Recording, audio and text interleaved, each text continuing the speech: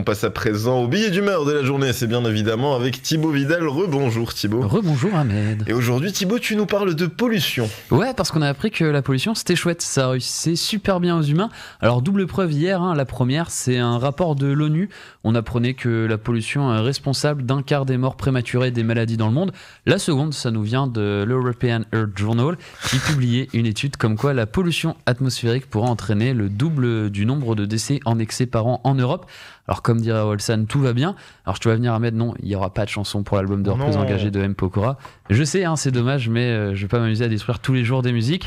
Du coup, revenons-en à nos pollutions. Vous savez, ce truc chiant, comme les devoirs, c'est embêtant, on veut pas faire ça tout de suite. Du coup, on fait ça plus tard. Bon alors, la petite différence qu'il y a entre la pollution et les devoirs, c'est que les devoirs, ça fait mourir d'ennui à peu près la moitié des gens. La pollution, elle, tue réellement 9 millions de personnes dans le monde par an. Oui, c'est une petite nuance, qui a son importance quand même, mais bon. Comme les devoirs, même si on le sait longtemps en avance qu'on doit rendre quelque chose, on s'y met évidemment à la dernière minute. Là, pareil, on va attendre que la moitié de la planète soit morte de tous ces terres polluées, que l'eau bleue cristalline ressemble à une eau bleue plastique et que l'air soit quotidiennement un nuage de fumée plein de pollution pour enfin s'y mettre. Et puis 9 millions de personnes, c'est pas grand chose, c'est quoi ? C'est la population de la Suisse ? Ouais, en gros c'est comme si en une année toute la population suisse avait disparu à cause de la pollution.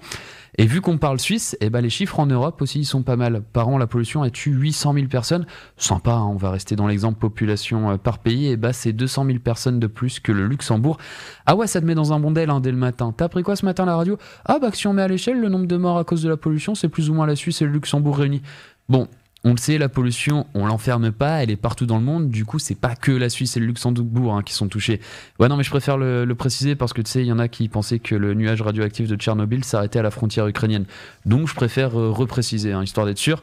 Ah aussi, si vous êtes là en mode la pollution, le réchauffement climatique, ça me touche pas.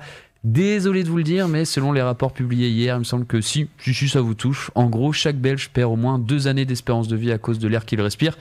Et c'est marrant, parce qu'on va critiquer les jeunes qui sèchent les cours pour alerter les dangers du réchauffement climatique, alors que concrètement, ça sert pas trop à grand chose d'aller à l'école si on t'apprend pas que l'écologie c'est important et que si ça continue comme ça, on risque de tous avoir de sacrés problèmes de santé.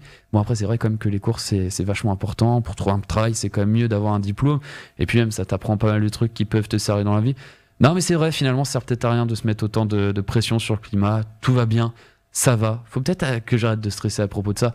Alors on va se poser 5 minutes, souffler, puis respirer. Enfin, pas trop parce que on n'oublie pas, l'oxygène, ça vous permet de vivre, mais maintenant, ça vous tue aussi. Merci Thibaut.